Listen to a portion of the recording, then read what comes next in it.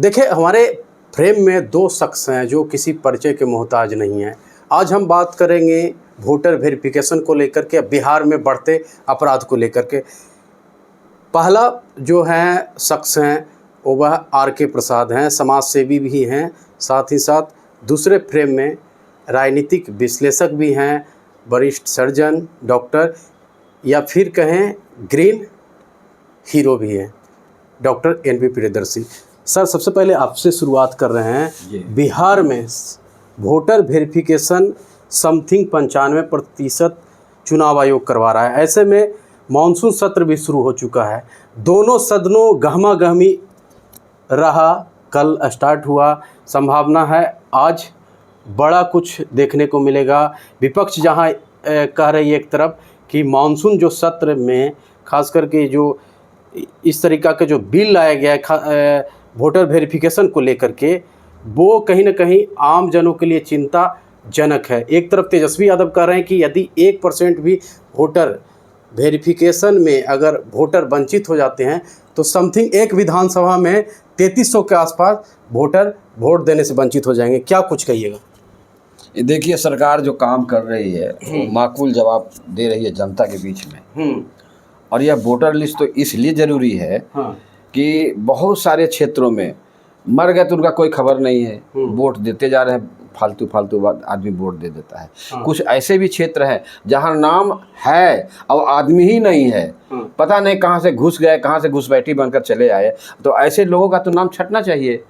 हम लोगों का हक मारा जा रहा है। हम लोग के परिवार में किसी का नाम आया था, उसका भी नाम उन लोग दे देते हैं और हम लोग हट जाते हैं और वो लोग चले आते हैं। तो ऐसी स्थिति में जहां बनती है तो एकदम निश्चित रूप से सरकार बढ़िया काम कर रही है, विपक्ष उसको उठा रहा है और उसको उंगली पर नहीं उठा रहा है, सर पर उठा रहा है, जनता के बीच जा रही है कि नहीं सरकार बहुत गलत काम कर रही है। सरकार तो क्या रोहिंग्या जैसे लोगों को, बांग्लादेशी जैसे घुसपैठियों को वोट देना उचित है क्या? मैं आप ही से पूछता हूँ। ऐसे लोगों को उचित नहीं लग रहा है। विपक्ष का ये कहना है कि यही वोटर लिस्ट पे खास करके लोकसभा चुनाव जीता गया जिसमें प्रधानमंत्री मोदी बने। अगर ये वोटर वेरिफिकेशन जो हो रहा है, अगर वोटर लिस्ट उस समय झूठा था, ये झूठा है, तो कहीं ना कहीं फर्जी प्रधानमंत्री बने हैं मोदी। देखिए, ये सब तो हमने मन गढ़ंत बात है या विपक्ष का एक हथकंडा है।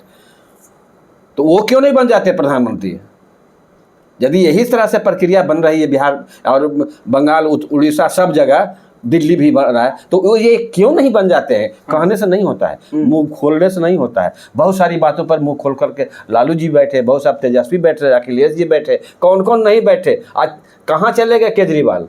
कहाँ चले गए? लोग पूछ रहा है और उनके बीच नहीं आ रहे हैं। आज गुप्ता जी कितना बढ़िया काम कर रहे हैं, गंगा जल को साफ कर रही हैं। तो ऐसी स्थिति में जो सत्यता है आपके बीच में आनी चाहिए, वो लोग नहीं ला रहा था और अपना वोट को फरिया रहा था। इसी कारण से वो कहते हैं फर्जी प्रधानमंत्री। अब पूरे देश विदेश जहां जाइए राष्ट्र का नाम, भारत का नाम गौरवान्वित हो रहा है। करने की शक्ति है इन लोगों में, अगर है तो करे, आवे सामने और करे, कुछ ठोस काम करे। बोलने से नहीं होता है, मुंह से बोलने से नहीं होता है, कुछ करने से होता है। करके दिखाइए, आप बोलिए, तब मजा आता है। इन लोगों का काम विपक्ष का एक हथकंडा लेना है। अच्छा मोदी जी करें तो, बुरा करें तो, सब में ये हाँ हाँ हाँ हाँ कर करके अपना वोट उल्लू सीधा कर रहे हैं। सीधी सी बात, हम इससे ज़्यादा नहीं बोल सकते हैं। चलिए, हमारे साथ दूसरे फ्रेम में डॉक्टर एन.पी. प्रियदर्शी हैं। सर, बिहार में जिस प्रकार से बढ़ते अपराध जा रहा है, खास करके देखा जा रहा है कि कोई ऐसा दिन नहीं है जिसमें हत्याएं नहीं हो रही है। अगर हम जुलाई की बात करें तो समथिंग 50 हत्याएं हो चुकी है।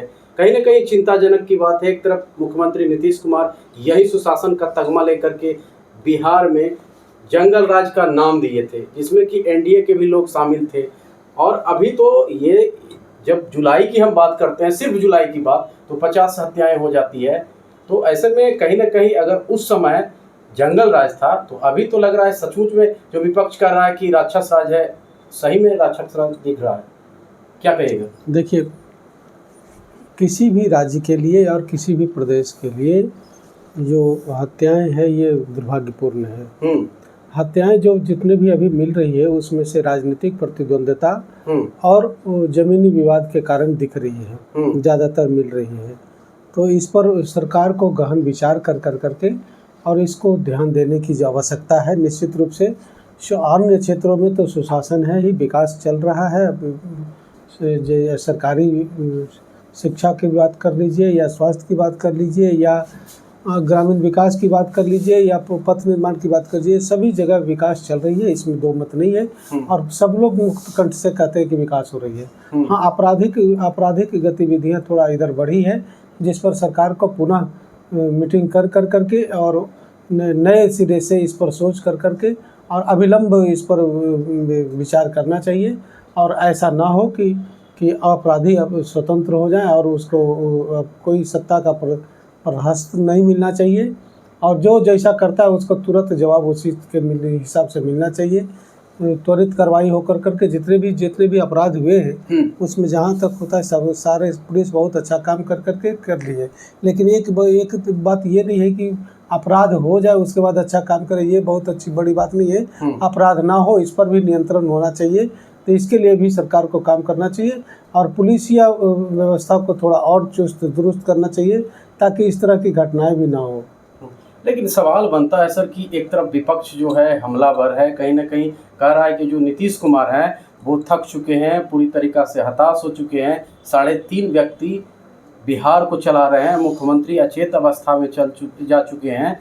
ऐसे में क्या लगता नहीं है कि एक तरफ केंद्र की बात करें तो उपराष्ट्रपति का इस्तीफा हो जाता है, लिया जाता है, या फिर कहें कि इस्तीफा दे देते हैं। ऐसे में सूत्रों के हवाले से चल रहा है कि हो सकता है कि बिहार के अगले उपराष्ट्रपति नीतीश कुमार को भी देखा जा सकता है और बिहार की गति कहीं न कहीं कमान भारतीय जनता पार्टी को मिल सकती है। ये तो सौभाग्य की बात होगी कि हमारे मुख्यमंत्री अगर उपराष्ट्रपति बन जाए तो और गर्व की बात है बिहार के लिए। सौभाग्य की बात है या सल्टाने की बात है? गर्व की बात है। गर्व की बात है, सल्टाने की बात है। नहीं, सल्टाने की क्या बात है, गर्व की बात है कि हमारे राष्ट्रपति बने थे, हमारे एक उपराष्ट्रपति भी हमारे बिहार से बने। तो ये तो गर्व की बात है। आज तक तो ऐसा इतिहास नहीं रहा है कि बिहार से और कोई बने हैं, तो ये तो गर्व की बात है। मुख्यमंत्री तो बहुत बने हैं लेकिन उपराष्ट्रपति या राष्ट्रपति तो नहीं बने हैं। तो ये तो हम तो समझते हैं कि गर्व की बात है, हमारे लिए बिहार वासियों के लिए गर्व की बात होगी कि वो उपराष्ट्रपति बने। लेकिन देखिए, ये चुनावी प्रक्रिया है, हम उस पर नहीं जा सकते हैं। जो अगर से पूरे तंत्र को ये स्वीकार होगा, उन्हें भी स्वीकार होगा तो वो जाएंगे। हमारे लिए तो गर्व की बात है। तो बाकी बात रही कि जहाँ तक कि जो कहता है कि 3.5 चला रहा है, वो उनका जो ये बताने वाले हैं वो भी सिर्फ तालिबान तो 3.5 चला नहीं रहा है, बिहार को तालिबान बना दिया है बीजेपी ने। सुनिए ना, तो मैं तो कहता हूँ कि उनको अगर 3.5 जो कह रहे हैं कि 3.5 चला रहे हैं, मुझको तो लगता है कि 3.5 उनको भी 35 लोग चला रहे हैं। उनको भी कान भरने वाले बहुत सारे होते हैं। देखिए, सलाह सबसे लिया जा सकता है, क्यों नहीं लिया जा सकता है, लेकिन अध्यादेश और जो उसकी नियम कानून को पालन करना, शासन को चलाना, ये सिर्फ मुख्यमंत्री का दायित्व होता है। और उसके अंतर्गत और लोग सबऑर्डिनेट होते हैं, वो अपने अपने विभाग को देखते हैं और उस तरह से सर्वश्रेष्ठ जो होता है वो कार्य किया जाता है। तो इसी को शासन कहते हैं। अभी सर्वश्रेष्ठ चल रहा है। अच्छा देखिए, किसी का भी शरीर है, थोड़ा बहुत उसमें उतार चढ़ाव होते रहता है, तो वो उतार चढ़ाव होते रहता है, उसके लिए टीका टिप्पणी करने की ज़रूरत नहीं है। किसी का भी शरीर हो, सब में उतार चढ़ाव होता है। और वो ऐसा नहीं है कि जो जितना कहते हैं लोग वैसा विक्षिप्त नहीं। मैंने खास तौर पर मिला है और मैंने देखा है, उसमें ऐसा कुछ भी बीमारी नहीं है। और डॉक्टर के नतीजे से भी मैं देखा हूँ, वैसे अचेतावस्था में जैसा लोग सब कहता है, ऐसे कोई बात नहीं है। वो स्वस्थ हैं और तंदुरुस्त हैं। एक और अंतिम सवाल रहेगा कि प्रधानमंत्री 2 महीने के बाद पूरे 75 साल के हो जाएंगे और बीजेपी का जो इतिहास है उसमें संशोधन किया गया है, जिसमें कि कहीं ना कहीं 75 साल के बाद रिटायरमेंट का प्रावधान है। ऐसे में क्या लगता नहीं कि एक तरफ संघ हमलावर है, आरएसएस हमलावर है कि 75 साल अब होने वाले हैं, अब आप दूसरे को मौका दीजिए, युवाओं को मौका दीजिए। तो क्या लगता है कि आप लोग आम पब्लिक हैं, आम जनता है, विश्लेषक हैं, डॉक्टर हैं, ये बताइए कि आप प्रधानमंत्री को पूरा कार्यकाल पूरा करना चाहिए या जो संविधान उन्होंने बनाया, खास करके भारतीय जनता पार्टी ने, उसको फॉलो करना चाहिए उनको? प्रश्न देखिए आपका बहुआयामी है। हाँ। और उसका उत्तर देना हमारे लिए एक छोटे से व्यक्ति के लिए ये संभव नहीं है। ये बहुत गहन विचार के बाद वहाँ के मंत्रिमंडल सोचेंगे, वहाँ के सलाहकार समिति सोचेगी, वहाँ के समन्वय समिति सोचेगी और वो लोग निर्णय लेगा। हम लोग कौन होते हैं इसका निर्णय लेने वाले? नहीं, ये तो हो जाएगा फिर तानाशाही ना, तानाशाही हो जाएगा। जी जी जी। हाँ, कि आम जनों के लिए 75 साल सिर्फ बने हैं। ठीक है। तो देखिए, हमारे साथ थे डॉक्टर एनपी प्रियदर्शी और साथ में सहयोगी के तौर पे भी थे। इन्होंने साफ शब्दों में कह दिया है कि बिहार में अपराध बढ़े हैं, लेकिन कहीं ना कहीं अपराधियों को भी पकड़े गए हैं। वही प्रधानमंत्री के बातों पे, रिटायरमेंट के बातों पे एनपी प्रियदर्शी ने खास करके चुप्पी साध ली है।